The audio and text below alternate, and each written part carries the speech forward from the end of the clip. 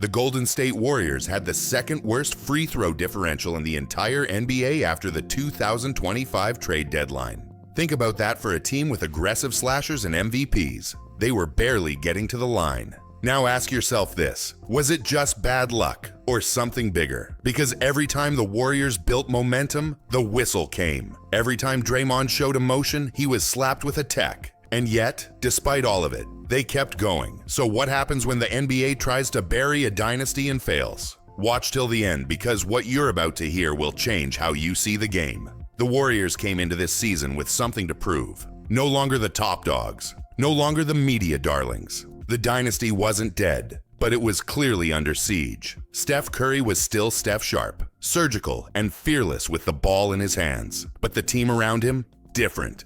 Klay Thompson battled through inconsistency, his shooting streaks unpredictable. Draymond Green remained the emotional engine, but his reputation made every ref interaction feel like a gamble. The bench was younger, greener. New faces like Brandon Podziemski and Trace Jackson-Davis brought energy, but lacked experience in the fire of big games. Still, they fought. They wrapped the season 48-34, respectable but far from dominant. 7th seed in the West. Critics said they were cooked, that the dynasty had cracked. But the real story didn't begin in the standings, it began in how they were treated from the very start. The double standards, the foul calls, the early techs for showing emotion. From game one, something felt off, and it kept building. Then came the playoffs. First round, Warriors versus Rockets. The headlines made it sound like a regular 6 versus 7 matchup. But anyone watching knew the real battle wasn't Houston. It was the Stripes. Game 5 was the breaking point.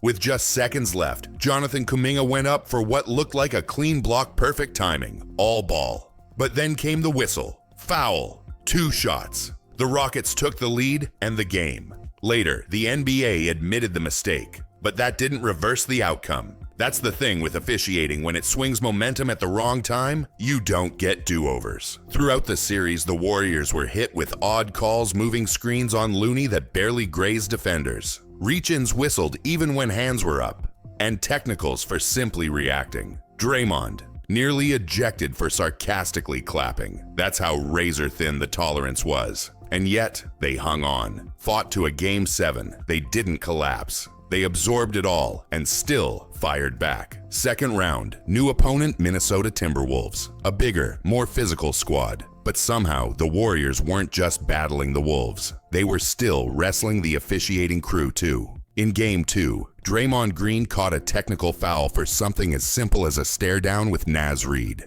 No shove, no words, just a stare. And that single whistle changed the entire flow of the game. Green, rattled and restricted, fouled out in the third quarter.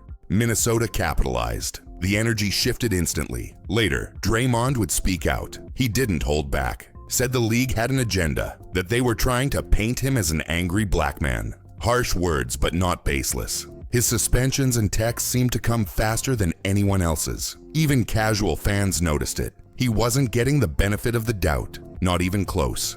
And yet, despite all the noise, despite the crowd, despite the refs, they kept pushing. The Warriors locked in defensively, passed smarter, played harder. They didn't win every game, but they didn't fold either. Every single one felt like a trap, but they kept walking through it, heads high. And the media? They weren't doing Golden State any favors. The second Draymond Green spoke out, analysts at ESPN and other networks went in hard, called him dramatic, said he was playing the victim. They dismissed his claims about the league trying to paint him as an angry black man, as just another emotional outburst. But those same analysts weren't on the court with a target on their backs. They weren't the ones getting hit with texts for clapping or talking back. Draymond wasn't just reacting, he was surviving in a system that seemed to be baiting him every game. The storyline flipped almost instantly. The Warriors weren't being framed as fighters anymore. They were framed as whiners. The headlines were all about Steph's age, Draymond's volatility, and whether the dynasty was finally officially dead. Nobody was talking about how they were outshot at the line by double digits in nearly every tight game. Nobody mentioned the blatant elbow Looney took in the paint with no call, just silence. That's how narratives work. They don't need facts, just a few loud voices. But if you were really watching, really paying attention, you saw the bias wasn't a theory. It was right there, play after play, buried under commentary that told a completely different story. Now here's where it goes from frustrating to flat-out suspicious. Since the 2025 trade deadline, the Warriors ranked second to last in the entire NBA in free throw differential. That's not a small detail, that's a trend. Their opponents were getting to the line consistently more, game after game. It didn't matter how aggressive Golden State played. Steph could take a hard bump on a layup no whistle. Kuminga could get his arms hacked midair nothing. It wasn't about avoiding contact. They were taking it and not getting rewarded. And for anyone saying they weren't attacking enough, just check the film. They were. The shot charts backed it up. Their drives didn't slow down. The only thing missing was the whistle. In the playoffs, that matters more than people realize. Possessions equal survival. And when one team is living at the line while the other's forced to play through contact, the scoreboard doesn't tell the full story. The whistle becomes the game, and the Warriors were on the wrong side of it far too often. But here's the part that makes this story unforgettable. They didn't quit. They didn't mail it in or blame the world.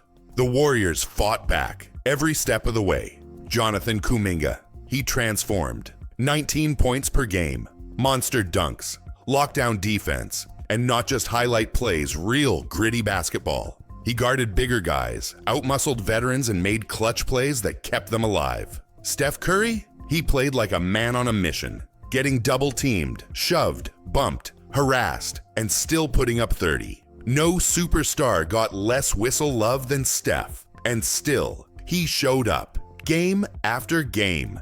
Draymond, even when suspended, his energy never left the team. The bench stepped in. Moody gave key minutes. Podziemski became a spark plug. Saric brought veteran calm when it mattered most. Together, they pulled off what many said they couldn't. They beat the Rockets, took the Timberwolves to the edge, and in doing so, they exposed the machine. They showed that this dynasty wasn't dead. It was defiant. They didn't win the title, but they won back something more powerful: respect. Not from the league, not from the media, but from every real fan who saw what was happening and knew the Warriors were still Warriors, and they weren't done yet. So what did the league really achieve? They tried to control the flow, tried to box out the Warriors with whistles, fines, and media shade. But the truth couldn't be buried. Fans saw it. Players felt it. The Warriors weren't just playing basketball, they were pushing back against a system that wanted them out. They didn't win the title, but they won something else. Respect, fear, legacy.